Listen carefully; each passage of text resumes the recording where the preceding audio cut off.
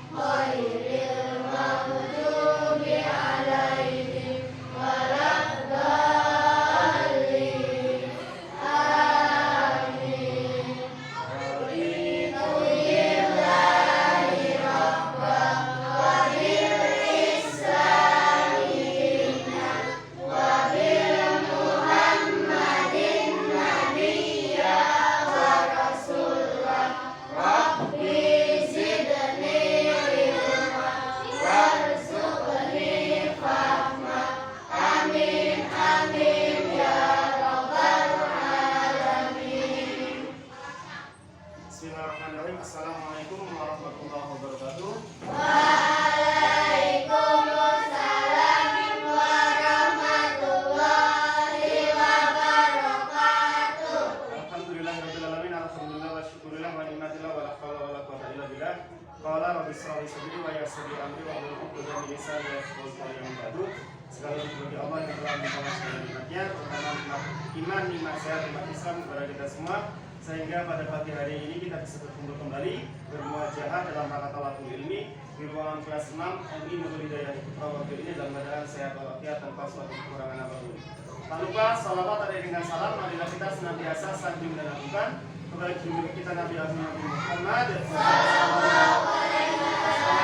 yang kita nantikan syafaatnya yaumil hadamah yaumil qiyamah. Amin Allahumma amin ya Allah ya rabbal alamin.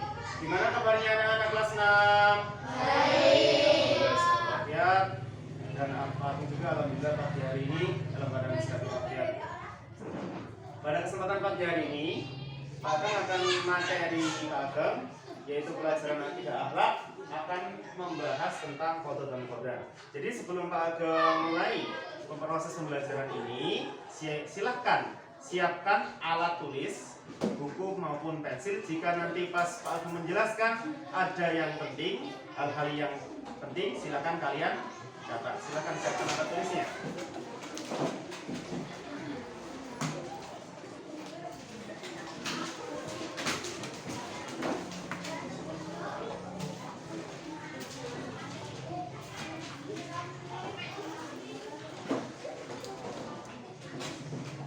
Sudah siap? Oke, silakan. Pak Ageng sudah buat slideshow tentang materi pelajaran akidah akhlak, yaitu kompetensi inti. Kompetensi inti ini adalah hal-hal yang kalian lakukan.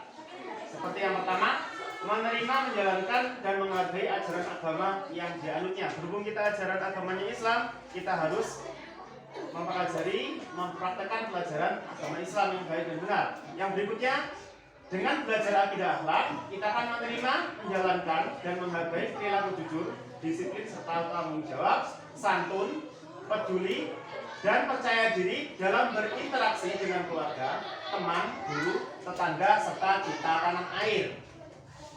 Memahami faktual, konseptual, dan mengamati, menanya, mencoba berdasarkan rasa ingin tahu tentang dirinya, makhluk ciptaan Allah, dan kegiatan dan benda-benda yang dijumpainya di rumah, madrasah, dan tempat bermain yang lain.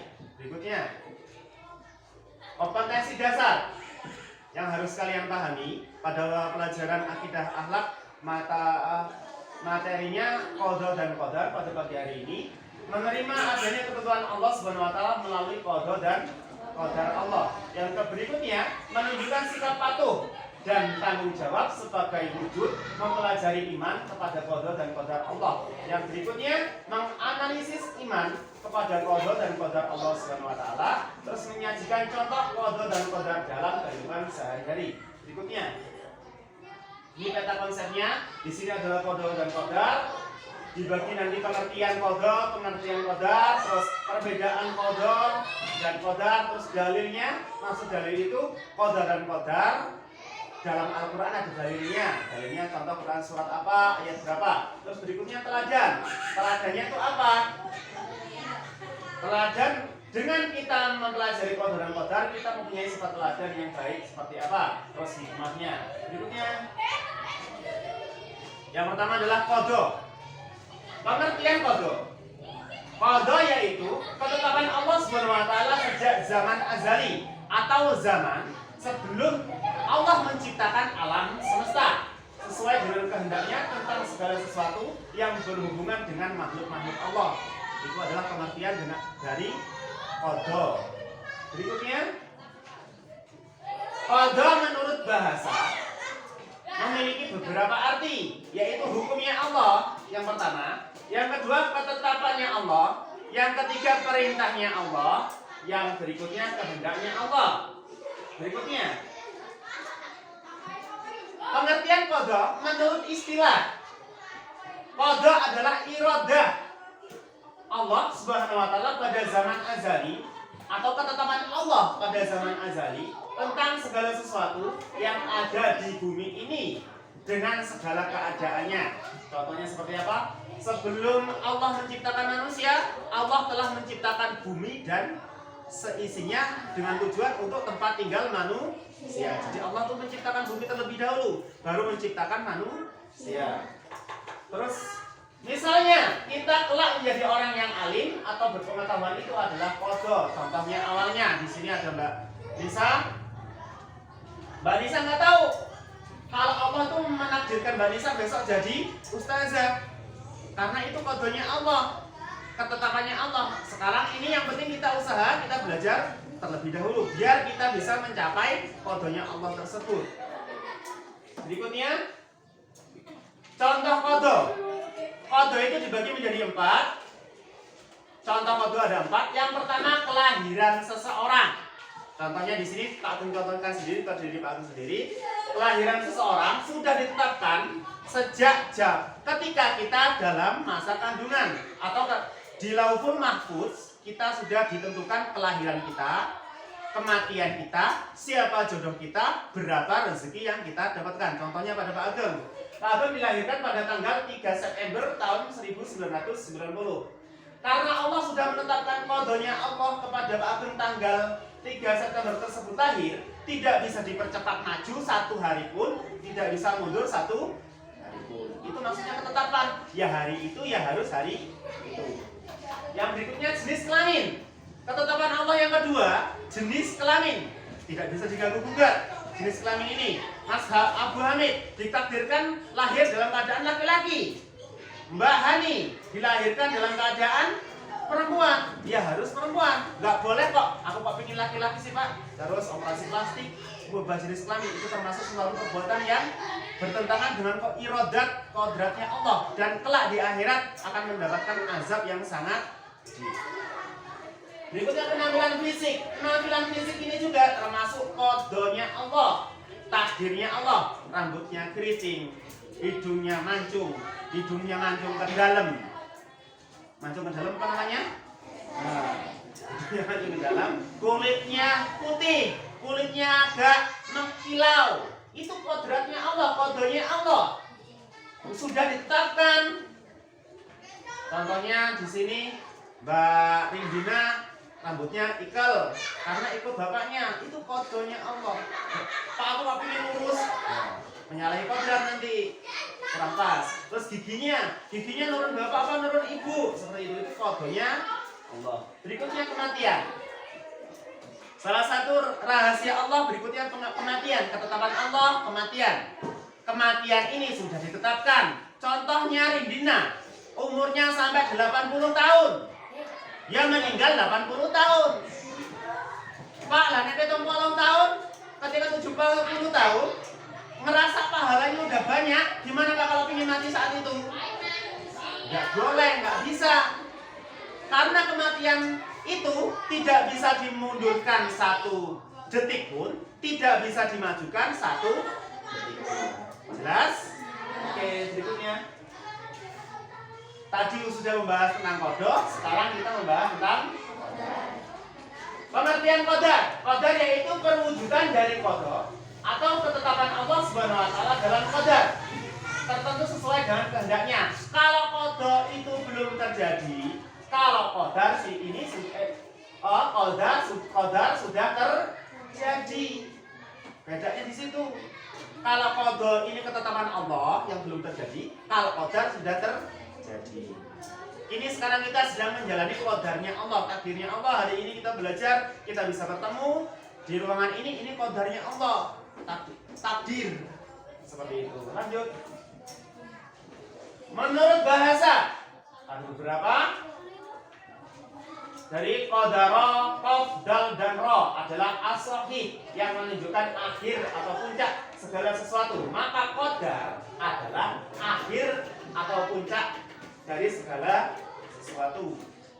Itu qadar adalah akhir atau puncak segala sesuatu. Jadi qadar itu ketentuan yang sudah terjadi seperti saat ini. Yuk lanjut Mas. Qadar yaitu perwujudan dari qada atau ketetapan Allah dalam kadar tertentu sesuai dengan kehendaknya. Kalau Allah berkehendak baik kepada kita, dan pasti Allah berkehendak baik kepada kita, itu kita harus menerima dengan sabar, dengan ikhlas. Karena itu memang sudah ketetapan dari Allah Subhanahu wa taala. Dan ketetapan Allah itu pasti terbaik buat kita. Karena apa yang menurut kita baik belum tentu menurut Allah baik. Tapi kalau menurut Allah itu baik, sudah pasti baik untuk kita. Itu ketetapan Allah, qadarnya Allah. Berikutnya, qadar Allah ini juga bisa disebut juga dengan istilah takdir. Makanya dalam bahasa umum qadar, takdir itu sama, qadar sama takdir itu sama.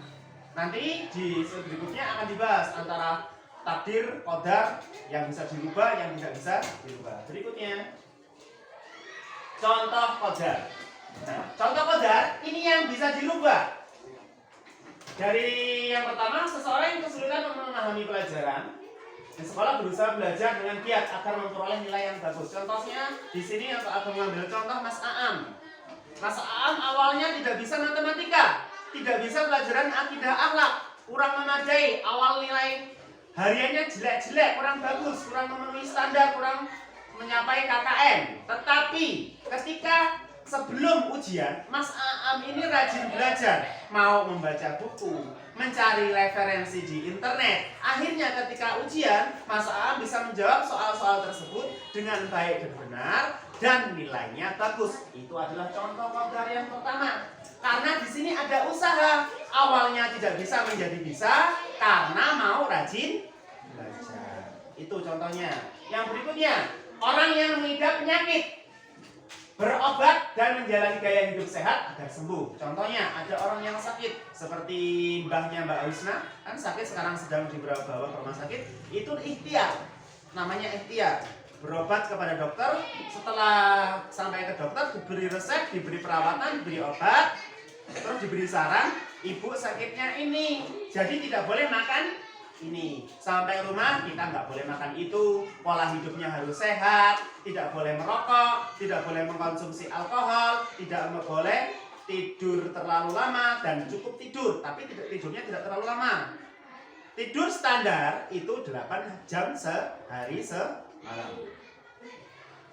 Yang berikutnya, seorang yang miskin berusaha memperoleh pekerjaan atau membuat suatu usaha hingga orang tersebut berkecukupan. Awalnya Allah menakdirkan kita tuh miskin, tapi karena kita mau rajin bekerja, setelah bekerja punya rezeki, mau sedekah, terus Allah menambahkan rezekinya dalam bentuk harta.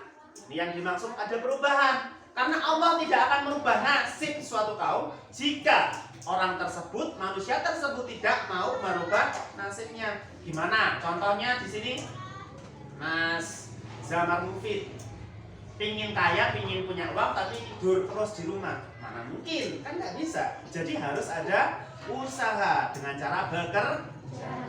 Berikutnya, dalil qadha.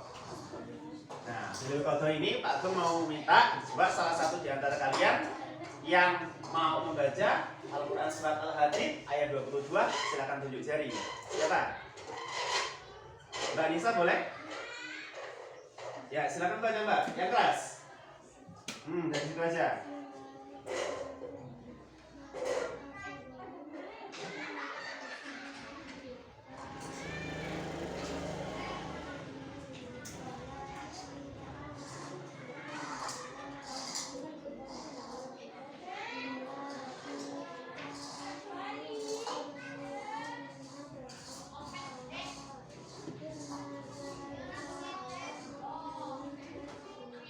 Allah. Yuk kita baca bareng-bareng. A'udzu billahi minasyaitonir rajim. Bismillahirrahmanirrahim. Ma asaba min musibati fil ardi wala fi anfusikum illa fi kitabim qabli ambaraha inna zalika 'alallahi yasir. Artinya, setiap bencana yang menimpa di bumi dan yang menimpa dirimu sendiri semua telah tertulis dalam kitab Lauhul Mahfuz sebelum kami mewujudkannya. Sungguh yang demikian itu adalah bukan mudah bagi Allah. Jadi apa yang sudah terjadi di bumi ini atau musibah apapun yang terjadi di bumi ini itu sudah tertulis di Lauhul Mahfuz. Kalau sudah tertulis di Lauhul Mahfuz sudah pasti terjadi. Berikutnya Allah berfirman dalam Quran surat Al-A'la ayat 3. Bismillahirrahmanirrahim. Walladzina qaddara fahada. Kan familiar? Sering dengar kan ayat ini? Yang artinya Allah yang menentukan qadar masing-masing dan memberi petunjuk. Jadi Allah itu menentukan qadarnya masing-masing manusia berbeda. Qadarnya Mbak Sarifatul sama qadarnya Mbak Alifka berbeda. Karena takdirnya beda. Terus Allah juga memberi petunjuk kepada siapapun yang Allah kehendaki dan Allah juga tidak akan memberi petunjuk kepada siapapun yang tidak Allah kehendaki. Lanjut. Nah, ini penjelasan yang tadi Pak Agung bahas di awal, takdir mubram. Takdir mubram adalah ketentuan mutlak dari Allah Subhanahu wa taala yang pasti berlaku dan manusia tidak diberi peran untuk mewujudkannya. Jadi takdir ini pasti dan manusia itu tidak diberi peran karena sudah hak mutlak Allah, hak prerogatif Allah. Contohnya kelahiran manusia, kematian manusia, jodohnya sampai hari kiamat. Hani, jodohnya si A. Terus si Mas Abu Hamid, jodohnya si B. Itu udah ketentuan Allah. Mas Zamar jadi TNI, itu udah ketentuan Allah. Terus Mbak Nadila jadi polwan, sudah ketentuan Allah. Dan yang lain contohnya jadi ustazah. Amin Allahumma. Itu termasuk ketentuan Allah. Allah berfirman dalam Quran surat An-Nisa ayat 78 yang bisa kita baca dan artinya tersebut nanti Pak Agung bagikan di grup WA materi-materi ini biar kalian bisa pelajari lagi di rumah. Selanjutnya, berikutnya takdir mualak. Berbeda dengan takdir mubram tadi. Kalau takdir mubram itu tidak bisa dirubah karena memang sudah ketentuan Allah. Tapi kalau takdir mualak bisa dirubah karena ada usaha dari manusia. Takdir mualak adalah ketentuan Allah Subhanahu wa taala yang mengikut sertakan peran manusia melalui usaha atau ikhtiar. Kita ada usaha, tadi Pak Agung contohkan di awal tadi, pingin duit ya kerja, pingin punya uang harus kerja, pingin sukses harus kerja, pingin pintar harus belajar, pingin sehat harus punya budaya hidup sehat, ada usahanya. Seperti itu Allah berfirman dalam Quran surat Ar-Ra'd ayat 11. Bisa dibaca Arabnya dan artinya. Kita lanjutkan. Teladan, qadha, dan qadar. Teladan, yang dimaksud teladan di sini adalah apa yang harus kita teladani dari sikap qadha dan qadar tersebut.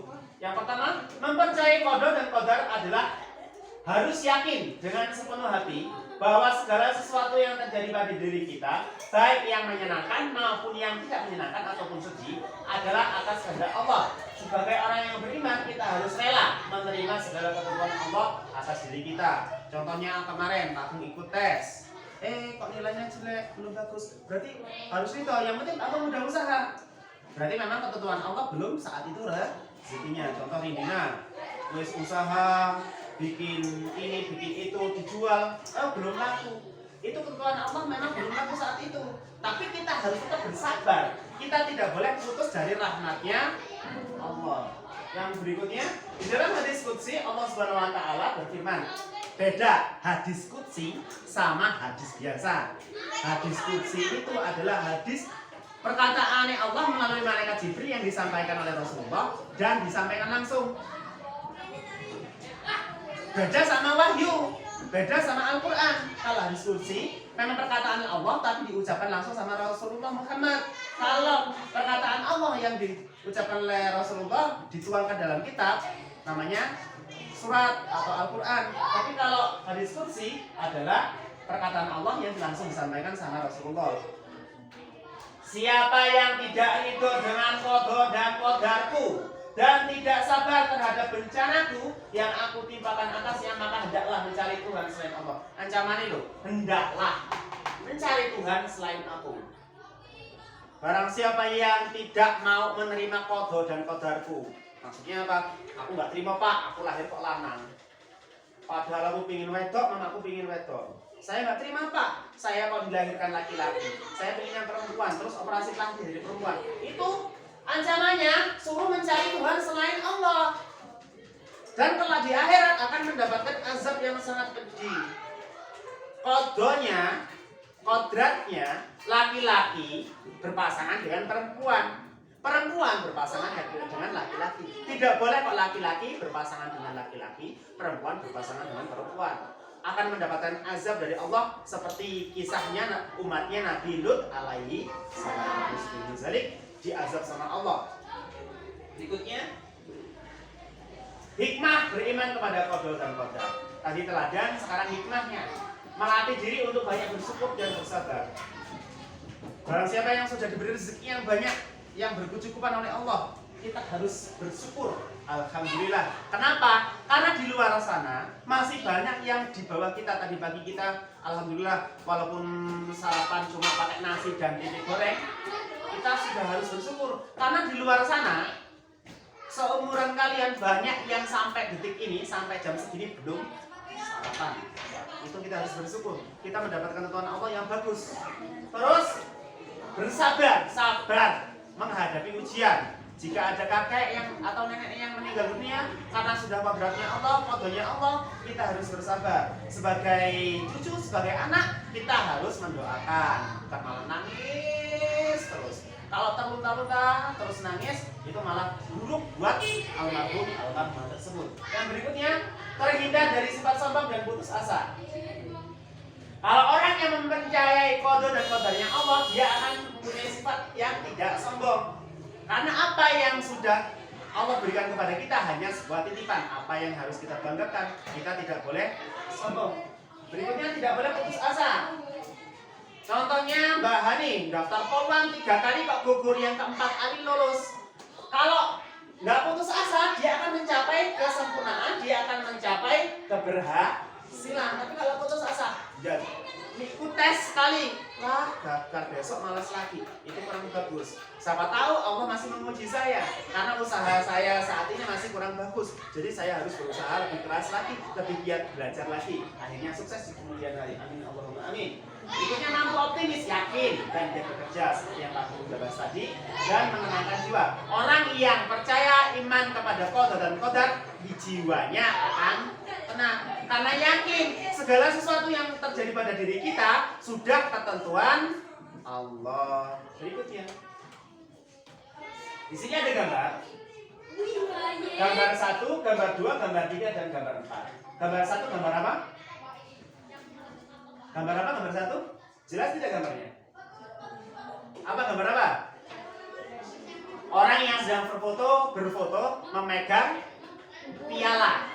Berarti dia punya prestasi. Yang kedua, ngerti kabeh.